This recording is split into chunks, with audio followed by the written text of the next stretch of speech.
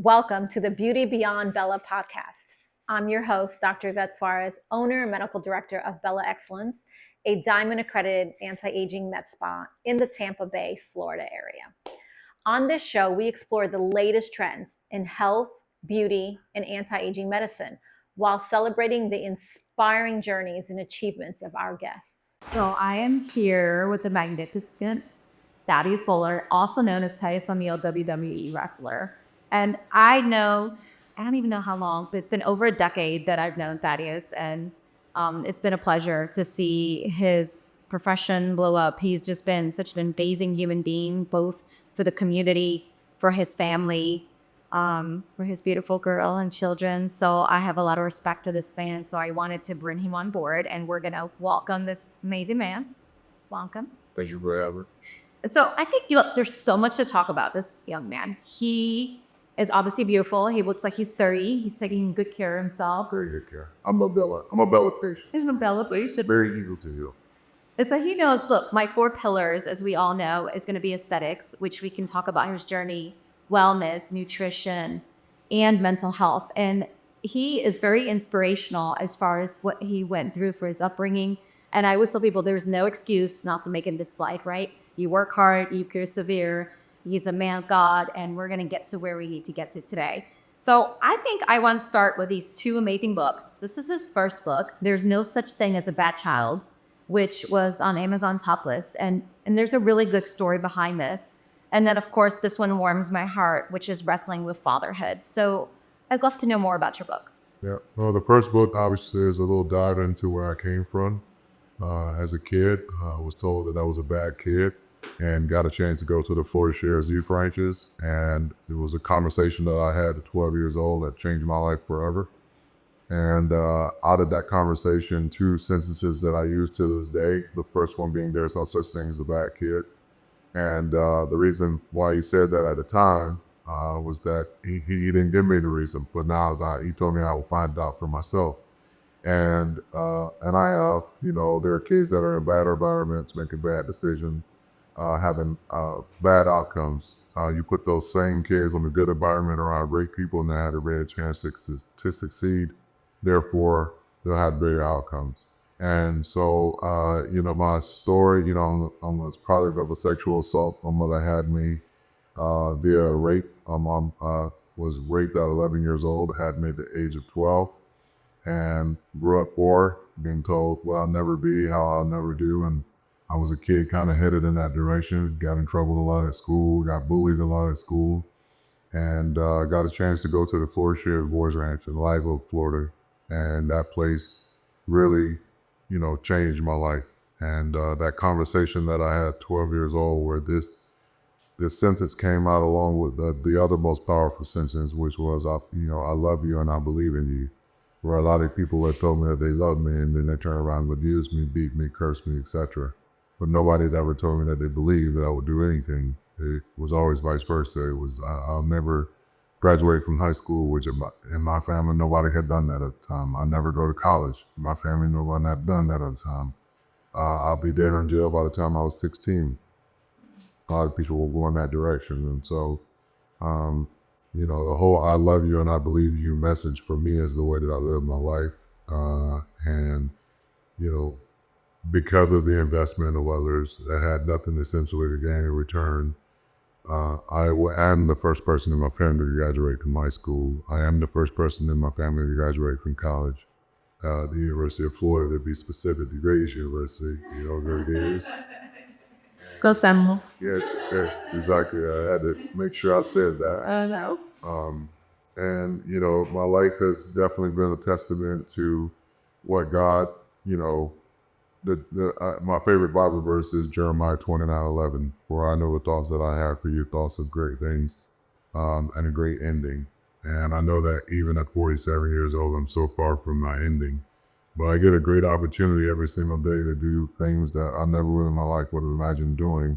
And it was really all because someone invested in me and some people invested into this village mentality that it takes a village to raise a child.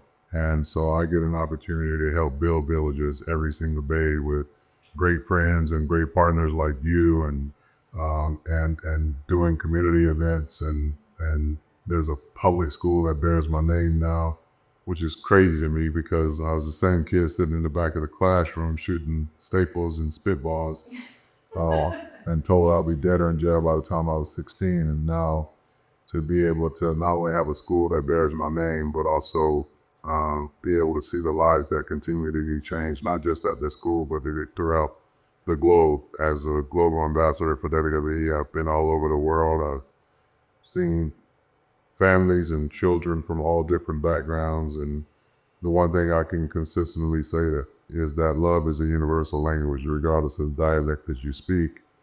That love is a universal language, and when people speak it, it really does move mountains. And I'm not a political person. I'm not a overly religious person. I believe in God. Someone else may believe in Allah. The next person may believe in Buddha.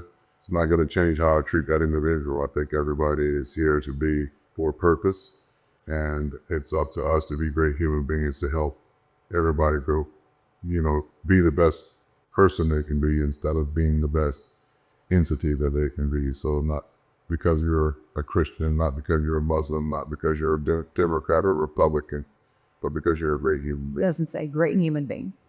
We talked a lot about that today, about needing a purpose and needing to be a good, kind human being and showing the next person. And that's how that kindness that they showed to you, look how much that impacted your life. And I had the privilege of going to take a tour of your school. I think that was a couple months that you gave in the tour. And I was so impressed on all the different things. You went far and beyond even the private schools here in town of what you can offer a child. Can you tell me a little bit as far as what that was like? Yeah, it's just that, I started doing birthday parties for kids that couldn't afford to have birthday parties because I never had a birthday party as a kid. And then that morphed into a Champions of Character program where we highlighted kids that not only had a birthday, but also had academic increases, as well as perfect attendance, because that was a huge issue of the school. And so much to the point where the school was getting ready to get shut down by the state. And because it was an underperforming school and underutilized, there's only had like 287 students on campus that can hold 1,200. And so starting with that and, building out this Champions of Character program, because I do believe that while everybody can't be an honor roll student, everybody can be an honor roll person. And I wanted to celebrate people for having great character and mending that with, some of my childhood trauma of not being able to experience a bunch of people around a big cake and having a birthday party. And I didn't have my first birthday party till I was a freshman in college, my girlfriend in college actually threw that party for me, which I still love her to this day. I just was definitely not ready to be a boyfriend, clearly. I wanted to, I believe that exposure leads to expansion. And anytime people are exposed to something, it expands their lives and their understanding of like, there's a whole different world, or there are a whole different set of issues that you may not even be aware of, whether you're on the side that's privileged or the side that's underprivileged. Exposing people to something different gives them an opportunity to grow in the ways in which we can't even describe. Some of it is physically, some of it is mentally, some of it is emotionally, and some of it is from a standpoint of like realizing like I thought I had it bad, but like these people have it really bad. And the first thing I wanted to do was change how the school looked. And it was more than just the paint in the building. I mean, the paint was 15 million different colors. It was almost like somebody started on it. It's like, oh snap, the game's on. I'll come back and do this Monday, but they never came back. And no one has pride, in something that looks like that. There's weeds everywhere. There's grass everywhere. The floors are dirty. It's just, nobody can take pride in that because it just looks like nobody belongs here. And Nobody cared enough to do it. yes, yeah. And, I got with the school district. I said, I have this crazy idea that I want to help transform the school into like the premier public school in the county. And he was like, you want to do it there? And I was like, he's like, well, what about this school? I said, God didn't lead me to that school, those schools. He led me here. And, I only have one rule in regards to like really putting myself into this. And it's like, don't fuck with me. Yeah. Like, you're wrong. I don't want politics. I don't want, because this person doesn't like that person to impact what I'm trying to do here. Like, this is not something like, I'm not ever running for office. I don't need this as a feather in my cap. I like to say I'm pretty well off and I don't need money. So I'm not doing this as a job. I'm doing this is what I think God instructed me to do. But I need you guys to just allow things to happen that don't traditionally happen. Because amazing things will happen in this school if you do that. And I felt that way in 2018, and here we are in 2024. We've got Good Morning America on campus 3 times now. We are the first and only middle school in the 94-year history of the Oscars to have an Oscar nomination emanate from a middle school campus. We announced the animated film of the year category live on Good Morning America from there.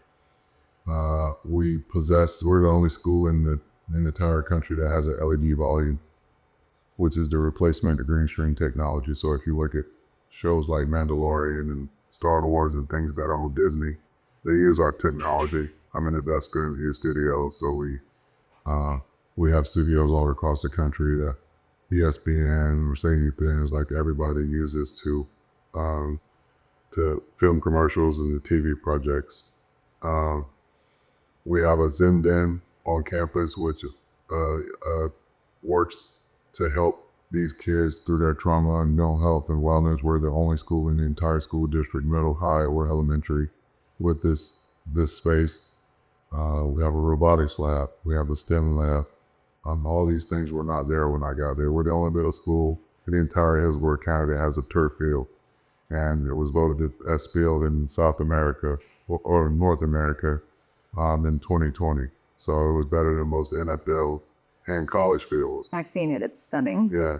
We have a street hockey rink. We have the largest street hockey rink in the entire region in the middle of the hood. So a lot of things to be celebrated from an aesthetic standpoint of the school.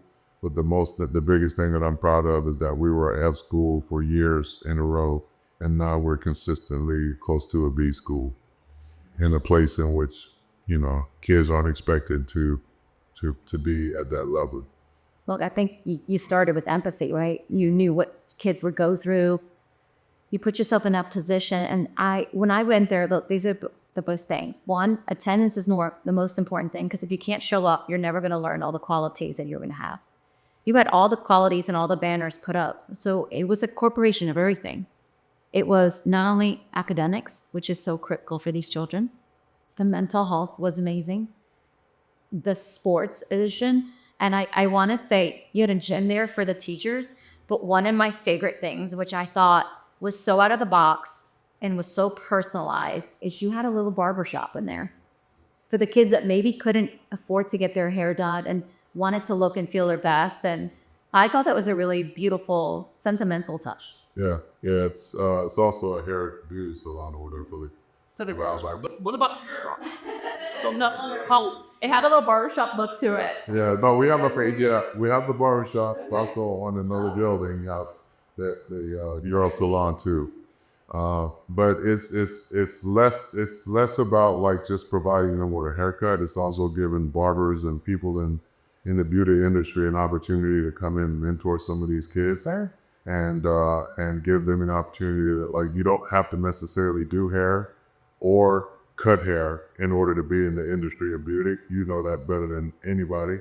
In regards to maybe you're the one that invents a product that that these barbers and people are using globally. Maybe you're the person that owns the building, the real estate, where these folks are. You're essentially renting out the spaces for these barbers and hair salon hair technicians or whatever you call them to do business in. Maybe you're the person that works with different vendors as a salesperson that puts the top products like Paul Mitchell and working with Paul Mitchell in the schools and hair care products. Maybe you're a person that works for one of those companies or just the opportunity to work for those companies and work your way up, it's less about the actual haircut, because eventually you're gonna have to come back and get that haircut. But it's the dignity and the exposure to how, like, I didn't even know I could do X, Y, and Z. It's just like when I introduce kids to law enforcement officers, and I have those law enforcement officers share their story of how they got into law enforcement. Many of them, it was because they grew up in Tampa and they felt the need to want to give back, and a police officer changed their life in the positive way, one way or the other, or they saw some things that they didn't like about law enforcement and they wanted to be a part of that change. And so, you know, when I take people on the campus, you know, as you witnessed too, it's easy for me to tell that story because it comes from here, you know, and it was said, I lead with, you know, you led with the fact that I show empathy, but also I can not only empathize with these individuals, these families, these kids, but I can also sympathize with these kids and these families because I was one of these kids. And I came from one of these families that was a single parent home that was told what we'd never be able to do and limited on resources and limited in and having people come in and out the door, having teachers come in and out the door. Yeah, we start gravitating to that teacher and the next thing you know, they're gone, or gravitating to that coach, next thing they're gone. Then you transfer that to what's going on at home. You know, 1 minute they're living in this apartment, then 3 months later they gotta move to another apartment, and next time they're moving with a older relative. So there's so much inconsistency. And so I wanted to build out a space in an area that not just for these kids that go to school here, but for these families in this entire zip code. That's the 6th highest zip code for kids living in poverty in the entire state of Florida. Being able to build something out where it's a community center without calling it a community center. It's a church without calling it a church. It is a place of education that without calling it necessarily just a school. I want people to see opportunity when they come on campus, opportunity to serve, opportunity to grow, opportunity to invest, opportunity to give, and most importantly, opportunity just to be a great human being. So it doesn't matter if you're rich or you're poor, if you're a Democrat, you're a Republican. Hey, this is my skill set, this is what I can offer, and I'd love to be a participant, and then give them that opportunity to do that. Yeah, so I saw a little humbling thing that you did. I think you kind of pulled it off last minute. It was quite amazing. So, you know, as mothers, we, I think, get honored all the time for Mother's Day, which is great. We love that. Oh, we know. We love that. Look, we had to deliver that baby carried for 10 months, so we get a little. Your breast was every year. You know, we let The men don't do anything. Men don't. you got to very contribute a little. But look, you're as a man and as a father, your contribution really comes after that delivery. You know that, right? We talk about sperm donors versus fathers, right? They're very different. That father role is so key. And so we had the opportunity to go to your Father's Day event last year. And you're bringing up those family members, giving to them, hearing their stories was extremely inspirational. And again, I think the message always, becomes, what can we do for someone else? And how can they continue to do it for someone else, right? It has to be a full circle. If it's just one person, it can't just end with you. You make an impact in that person's life. That person needs to make an impact in the next person's life. It was kind of the last minute. I loved it. I know you're going to do it again next year because it was very, very popular. Tell me what got in your head all of a sudden that you had to do something for Father's Day. Well, you know, I have been thinking about doing the Father's Day event because I do a Mother's Day event every year. Hey. Yeah, well, you know. And I so often, and I say this all the time, mothers are celebrated, fathers are tolerated. And, you know, you can get a reservation you can't get a reservation from Thursday all the way through Monday on Mother's Day weekend. But Father's Day, me and Twin, my best friends, can go out, play golf, and we can go get seated at any restaurant we want to get seated at. No issue, no problem. I think for the standpoint, from a mental health standpoint, I think that men have so much pressure on them on a day-to-day basis to be providers and protectors and to be present, but never are they treated as though they are a present. when they're present. It's like, oh, that's just that. But there's a lot of people that don't have dads. I didn't grow up with a father. I never had an example of what a father should be. My best friend lost his dad. He got murdered 100 yards away from me as a kid. And he was one of the biggest drug dealers in South Florida. And when he got murdered, after the funeral, my best friend said, to a lot of people, my dad was a bad person. But to me, my dad was a hero. And his dad wasn't a bad person. He was just in a bad profession. Well, it's not even a legal profession, but his dad also paid for so many kids to have registrations paid for so that they could play part one or football or basketball or cheerleading. His dad also demanded that his son get good grades, or he wouldn't play sports and he wouldn't get this and he wouldn't get that. His dad also helped so many single mothers out around the holiday season with buying gifts and food, etc. And I saw that in his dad, and I saw how it affected him. And I said that if I ever had an opportunity to be a father, I want to be a hero to my kids. And I think so often men are expected to walk around with a superhero cape, but not be acknowledged as human beings. We're just an ATM to some. We're just, a fix-it man to others. We're just a disciplinary in some cases to some families. Hey, you handle it. You take care of it. I'm gonna get your dad. Like dad's bad cop. And I wanted to do an event that not only celebrated fathers for the men that they are, for just being able to stand up and say, I might not be the best father in some people's eyes.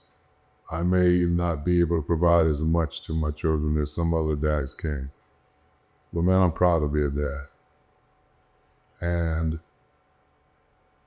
I think there's something to a man that takes that responsibility seriously. Like, you can't even be a friend to me if you're not a good father. Like, if you get divorced, stuff happens. I've been divorced. But if you have children and your children, you don't have a good relationship with your children, to me, that's a reflection of who you are as a man. Because I think that if anything else, you can dive into that, because that's a responsibility that you have to actually make a great human being better and make life better for them. You don't have to be rich. You don't have to have 22 degrees by you, man. You don't have to have a billion followers on social media. You just gotta be a good dude. Get up, work hard, be human, be vulnerable. And for dads and men that are fathers across the globe, regardless if it's here in the United States or everywhere across the globe, one of the things that I'm glad that men are starting to take more control of is not like the finances of the home, but more control of their mental health, and realize that it's okay not to be okay sometimes, but it's not okay to stay okay, it's not okay. And in a world in which there's a lot of responsibility on the family unit, the unit as a whole, this event for me was, I'm gonna highlight 3 different types of families that I know everybody can relate to, and you can't politicize it. Because there's a family that's here right now today that has a child that has special needs. And they need to see another family and how they had to navigate through life and their outlook on life, even though they have a child with special needs. Because some, it's a huge burden. And to others, it's a huge blessing. It's really how you look at it and what perspective you look at it. I wanted them to see a man that, while he lost the ability fighting for our country to have children, he still yearned for the opportunity to be a dad while some people were running from that opportunity. And he adopted all 3 of his children. And we talk about his journey as a serviceman giving back to our country, but more importantly, giving 3 kids that didn't have the best of circumstances, including his daughter, which attracted me to him because he had always wanted a daughter, but couldn't have one. I can relate to that because that's how I got my daughter through adoption, Leah. And highlighting also a father who was homeless, a single dad, and telling his story of how sleeping in a car and bouncing from place to place with 3 children and no support from the mother. Somebody in that crowd can relate. And somebody in that crowd, whether they knew that guy on stage or not, left there with hope and an understanding that life can turn around for any of us, but my commitment as a dad will always be important. The message that I wanted to bring loud and clear was heard loud and clear. Men are important. Father does the greatest title any man will ever have. It's my CEO, it's my president, it's dad. And when men look at that as that honor, their whole parenting style changes. Because it's less about do as I say and more about do as I do. Because if you live the example that you want your kids to follow, regardless of what you say, if you say certain things, they can hold you accountable for. You can't hold a man accountable for something he doesn't practice himself. So you could tell me, yeah, don't do drugs, don't do alcohol, but if I see you doing it, you know what I mean? You know, it's interesting you say I am daddy's little girl. My dad passed 5 years ago now, but there's not a day I don't miss that him. And it was everything he said. You know, he worked hard every single day. He worked 80 hours a week to support us. Didn't finish grammar school, had a job by a factory.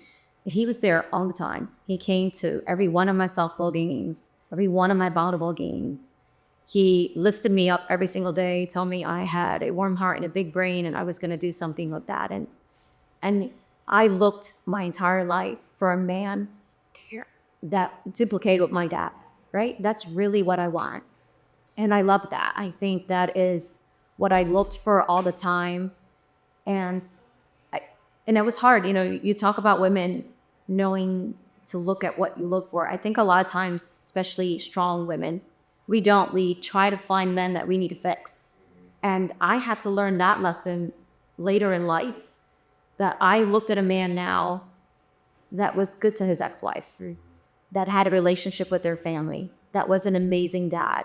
And those became my priority in life, to find a man that I felt duplicated what my dad's best interest was. And that's not always so easy to find, right? Especially being a single mom and not having a good father influence in my kids' lives. It is always my regret that I didn't make that good choice and that I needed to find a very strong man that cared and loved their family more than themselves. The Formula Wellness 4 cornerstones are nutrition, functional wellness, aesthetics, and brain health. These serve as a guide rail for individuals that are pursuing longevity inside and out. Formula Wellness is setting the new benchmark in preventative healthcare and aesthetics. Thank you for all of your support.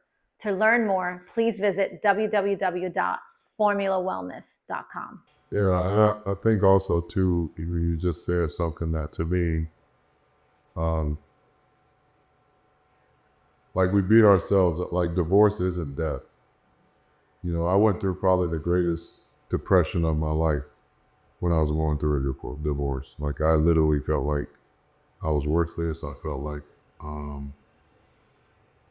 you know, I was the big, because I'm real competitive. You know, I've never been on a losing team my entire life, like ever. We've been on a losing team my entire life. And so I only know winning in life. And for, you know, about 2.5, 3 years, I beat myself up about losing my family because I felt like I was, you know, it's like the man's job supposed to keep everybody together and this and that. And it does take 2 to do that. But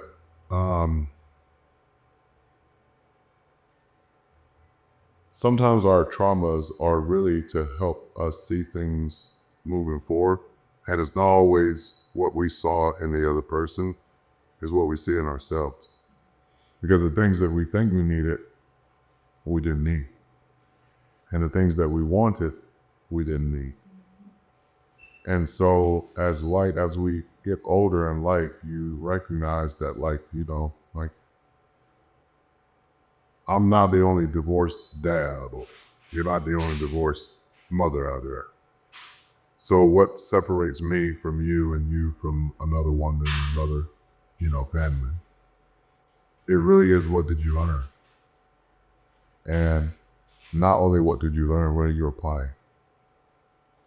And to see you take Bella from the time that I met you and who you were with at the time to now have what you have now in more than one location, and to see it grow, and also to know that, you had to raise a child that was, in some people's eyes, sickly, but still a blessing to you.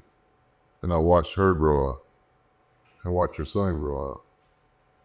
And so often we sit and we reflect on the quote unquote mistakes that we made, and not realize that those were just blessings in disguise. Like, if I was still with this person, I remember, for me, I had a woman tell me, you'll never be the man that you're supposed to be because we're not together. And she was absolutely right. I would never be in this position that I'm in today if I was still with her. So, and it's a good thing. All of my kids are in college. I've lived the life, and still living the life, that I don't think I ever would have been able to live comfortably with her. And so sometimes we look at our past relationships and we automatically go into this dark place, not realizing that because you came out of that dark place, that someone else at this parent moment is in that same dark place that you were in. And now you can show them the other side of it. Divorce is not death. Trauma is not death.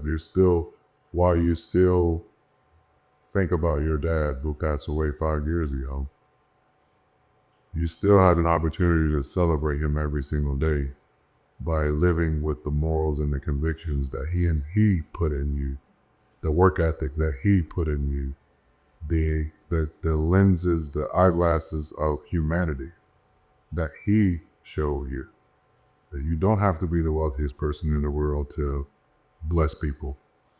And that you can be a great leader even with, your flaws. What your flaws are, hell, hire somebody else that can do that shit and keep it moving, you know what I'm saying?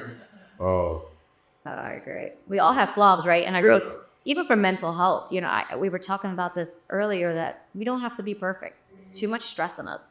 For men and women, we all feel that with social media, we have to be this perfect person. And I love being imperfectly perfect, right? There's nothing cute about being perfect. Yeah. I think that's the basis. Well, the crazy thing is that it doesn't exist. Yeah, it does not exist. We all, if you're a Christian, you serve a perfect God. But Jesus sat at the dinner table with the absolute worst of the worst with the Last Supper. A whoremonger, a drunk, prostitute. And then he turned around and chose 12 disciples that were also the worst of the worst. And he says in the Word of God that I can literally use anybody to do my will. So I'm just one of anybody. You were just one of anybody that he could have literally. There are some that are called to do certain things, and then there's some that are chosen to do certain things. And from a standpoint of to just kind of give it in layman's terms, everybody gets that phone call from, let's say, American Express. Congratulations, you've been selected to be put into a pool for a $10,000 gift certificate or a spending spree where you were called. I want to be the one that was called and say, hey, congratulations, you have won $10,000 shopping spree with American Express. Press 1 to proceed so that you can go about. Like, I want that call. I want the random ass call that everybody else is getting. And although it's cool that everybody else got this call, and they can say, oh God, American Express called me and they've got me in this thing, now it's exciting. You know, it's exciting that I got a call and I might get $10,000 to go do whatever I want to do with it. But I don't get excited about that. I get excited about the fact that I'm chosen.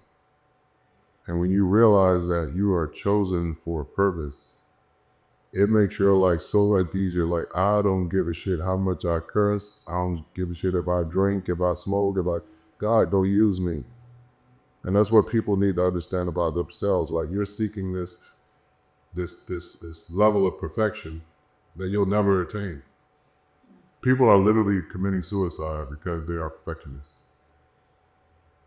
Like, they got a 97 on their test and they've lost their mind.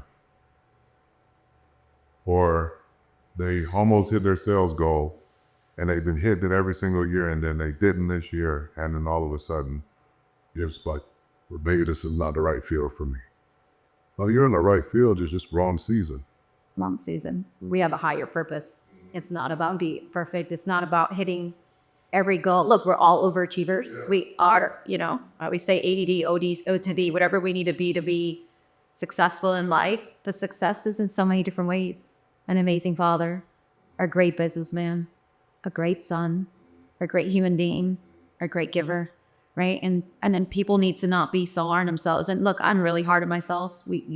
I launched the other day an 80-20 rule that I need to learn to say no 20% some. We overwhelm ourselves. We try to be everything for everyone. But unless we can honor that in ourselves and be there for ourselves, we are no use to anyone else. Like, that must be the goal. Yeah, when I started going to mental health counseling in 2017.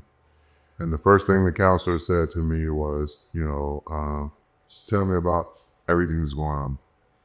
I told him about everything that's going on, how overwhelmed I was with, as people asking me for this, that, yada, yada, yada, yada.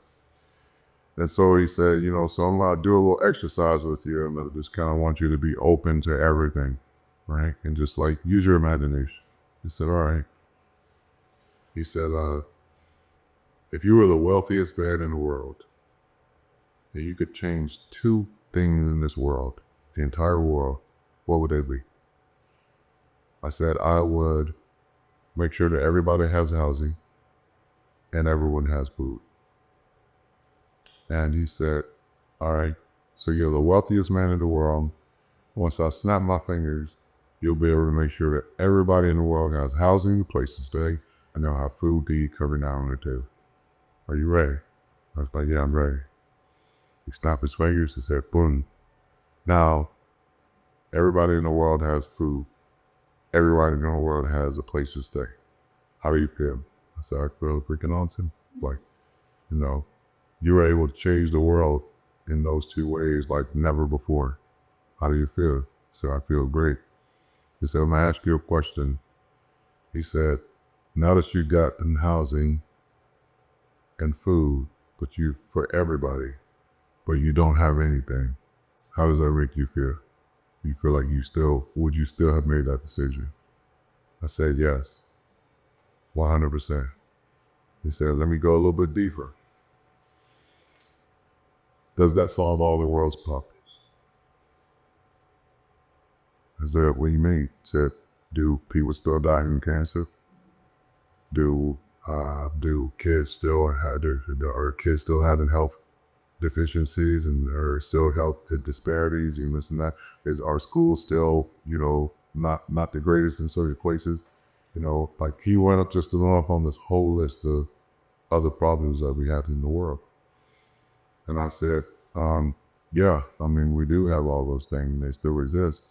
And he said, so you just went flat broke doing something really amazing for the entire globe, yet you still can't change the world. when people are asking you for so much, you need to learn how to say no to something and not give a shit about saying no. And then he handed me a book, and the title of it is The Subtle Art of Not Giving a Fuck. I'm ready to read that. Yeah, 100%. And you have to develop that because we come from nothing. So most people that come from nothing, whether you're coming from the hood or you're coming from New York or you're coming from wherever you came from, that nothingness, something in you always tells you, I gotta go save the world. I gotta go do this. I can't say no. I can't do this. I can't do that, because your blessing in life becomes your burden when you allow it to, because everybody's gonna ask you for something. And a lot of the times it requires your time. The same 24 hours that I get in my day, you get it too. And so if you don't take some of that time for yourself, whether it's to meditate in the morning, do yoga, work out, go to counseling, go on a self-date, all these things that help you become a better you, take time, sleep in, do all this stuff, you're gonna be nowhere near remotely close to who you're capable of being, because you're always accessible to everyone else. And I had to learn that the hard way, and you're learning that the hard way. I'm trying to get better. Yeah. So for my birthday, I took a job. Said I would never work on my birthday. He's off, and I took the job. But what I did afterwards is I booked myself a facial here at Arlene, and then I booked myself a massage. I was like, the rest of the day is for me. So looking at you as your skin is so glowy, and look how lean you become and fit. I know you're getting ready for a movie, but how are you looking this good? What's going on? Well, I get the hydrofacials, and I'm on a great product regimen. Colleen is my superhero, should I say, when it comes to being my esthetician. Danielle always does an amazing job too. Being able to get some supplementation with you guys, some Moreland has definitely helped me. BPC 157 has definitely helped me with joint pain and things like that. But most importantly, I think honestly, it's me learning what not to eat, because as you get older, and 47 years old now, I know I don't look like it, ladies.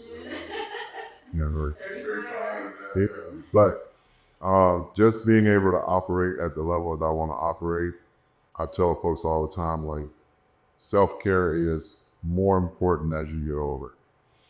I have some people that went to college with me that look like they went to college 10 years before me, or 20 years before me. I'm like, how do you get in this shape? You used to have like a six-pack, and like you were the ladies' man, or you were the top of the time with the women. Like you were everything that like a guy wanted to be, And it's just because they just at some point just decided that they're going to be like that forever, and not realizing the inside is slowly slowing down. Your metabolism slowing down, and if you don't find a place that you can go that can help you not only stay as youthful and look as youthful as you possibly can, will also kind of help facilitate that transformation in your age, because we're not all spring chicken. But Speak for yourself. yeah, you and me. But we all have the opportunity to, in some cases, reverse backwards. I do look better today, in my opinion, than I did 10 years ago. And that is less about me going and clanging and banging a whole bunch of weights. I don't lift heavy anymore. I'll definitely work out, but I hate the gym. I've always hated the gym. And people say, oh my God, like you look like this. Yeah, this part of this is genetics, But the other part is that I make smarter decisions when it comes to like getting on a regimen and like actually sticking to it. One of my biggest things is telling people like consistency is the key to breakthrough. And I've been coming to Bella since like 2010. It's 2024 now. It's a long time. 14 years. Yeah, it's a long time. And obviously a proven system for me to be able to say, hey, someone asked me, how does your skin look this way? How do well, this is my esthetician. She worked at Bella Med Spa. They got 2 locations that you can go to in Tampa. And now we have like kids, that are literally college athletes that are flying home on their break. They're coming in and getting, some type of treatment whatsoever, whether it's Botox or whatever. And it's like, I remember when you were like this. And now, you know what I mean? Now all of a sudden you're doing all the things, you know what I mean? And you're working with, and that's the other part too, is like most of the people that work at Bella have been here for quite some time, including the mother of my daughter, Carrie. And when I grew, I can remember like it's yesterday, when I first came to Bella, I was like in some swimming trunks and we were doing basically a commercial for Bella. And then follow that up by doing the fashion show, which I connected with Carrie there. And, the rest is history. Some of my WWE co-workers have become clients here, and some NFL friends of mine have come here, and day-to-day people. Yeah, I was going to ask you about that. Men have a little bit of sometimes they're embarrassed of rodeo or thinking there's a stigma, especially athletes. Yeah, no, I do all the things. I get manicures, I get pedicures, I get facials. When I'm trying to prepare for a film, I do some type of regimen where if I need to get semaglutide or if I need to need better help like with sleeping and things like that, I can just get some oral and like if I'm trying to lean out and VPC 157, TV 500, those are 2 peptides that I take, whether it's from here or other places like those. I learned a lot of how to take care of my skin. I learned all of that here. I learned all through Bella, because I would just go to to the grocery store and I see something that's like, oh, it's exfoliant. How this should work. Next thing you know, I got fucking light skin over here, dark skin over here, and I'm like, why does this happen? Stuff like we had bump right here. I'm like, why is this happening? It says that, this does. And it's like, yeah, probably because this is for your skin type, but this and that. So don't just go out and randomly buy something on Instagram or something you see on a Facebook ad, because it may not work for you. And so coming here and knowing the importance of, number one, getting your blood work done. And if you guys can find a good place to get a food allergy test, especially as you get older, you realize like I used to be able to eat peanut butter and jelly sandwiches. Now if I eat it, I'm end up in the hospital because you done developed a peanut allergy. I'm fortunate I don't have that, but I do know friends of mine that do, and they only discovered that by getting a food allergy test. But blood work can literally help change your whole perspective on what health is about. Because while you may feel a certain way, your liver enzymes may be higher than others, your cholesterol may be up, your kidney function might not be at its high performance. So you need to go to places that are gonna allow you to not only give you the proper feedback for your body type and yourself specifically, but also to give you some good guidance. Because let's face it, like there are a lot of internet coaches out there and there are a lot of internet fads out there. Until you actually find a place. Unfortunately for me, I did find a place in Bella. Like I said, since 2010, I've been coming here. And See, but that's the point. I think men, look, everyone, men and women, as we age, our hormones go down, our thyroid becomes less functional, our peptides are down, our nutrition is down, our IV and nutrition. But I think with athletes, it's always amazing to me. So you guys put your body through so much, which means you almost deplete everything at an earlier stage. But, we've had these conversations with John, but there's a stigma about athletes ever wanting to replace anything, or they're so big and tough, they don't need anything. And there's really no reason to feel your best throughout your life. Yeah. No, you put your ego aside, man. Like, some of y'all run around here with erectile dysfunction issues because your ass don't want to go and get some help or do the proper thing. Some of y'all are being diagnosed with prostate cancer or colon cancer because you don't want to go get tested. You're too tough. Ain't nobody sticking nothing in you and yada, yada, yada. Like, get over that shit. Like, especially if you have kids, like, you don't want to leave your kids in a bad state purposely. And when I say purposely is, you know you need to work out, you know you need to go to the doctor, you know that ain't just a random ass headache that you get here and there. Go to the doctor, get it checked out, find out what's going on. And also too, from a mental health perspective, like, you want to look your best, you want to feel your best, and you can't do that on your own. Your wife can't tell you like every single act. She can tell you if you look good or you don't look good. But she can't tell you what's going on in the inside. She can't tell you what your blood work looks like. She can't, unless you go and actually take the first step to get your blood work. So, cut out all the macho stuff, man. It's actually the most macho men are the ones that are taking advantage and taking full responsibility for their mental health, for their physical health, for their spiritual health, for their financial health, and more importantly, for your emotional health. And you can't address any of that stuff if you don't have the right coaches. I've been in sports my whole life, so I've always wanted to be under good mentorship and good coaching. And some of y'all around some shitty coaches, like, hey, God, just go get bugged up. You know what I mean? Friday night, you want to get towed down. You want to get drunk. You drunk. Why you want to stumble out of a bar at, over 40 years old and you got kids and a family at home? It's still crazy to me. Stumble out of a gym. You know what I mean? Stumble out of a med spa after you gotten a facial and get your whole life changed and feel like, I am somebody. And then you start looking a little better to your girl and into some other girls too, and next thing you know, you get that old high school swag back. This almost leads to my perfect end question. You ready? What does beauty mean to you?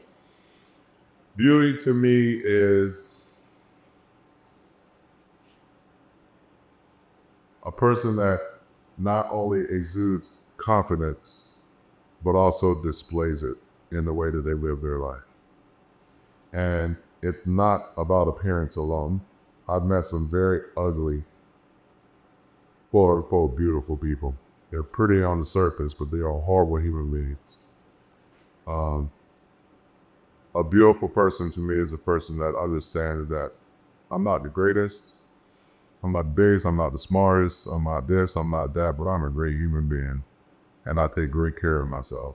And I take great pride in who I am as a person. And I take great pride in who I am as a family member. And I take great pride in who I am as an employee or an employer.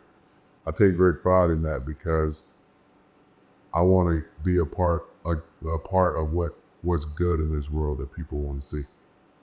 But I also want to be the catalyst for why people go out and do good things. I love that. Thank you for coming. You have so many great things coming up. We're going to be excited to kind of follow your career. Absolutely. We always stay humble. We stay kind. We stay loving. Done a great job. All right. Thank you.